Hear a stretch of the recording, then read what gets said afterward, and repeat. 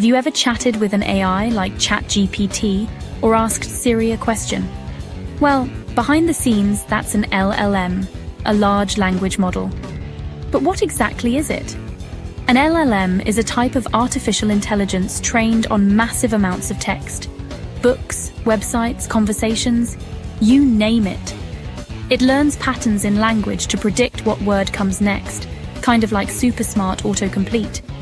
The more data it's trained on, the better it gets at understanding and generating human-like text. It can answer questions, write essays, code, translate languages, and even chat like a human.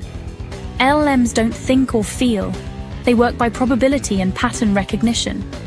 They break text into tokens, process them using neural networks, and output words that make sense. So next time you chat with AI, remember, it's not magic. It's math, models, and a lot of data. That's the power of LLMs.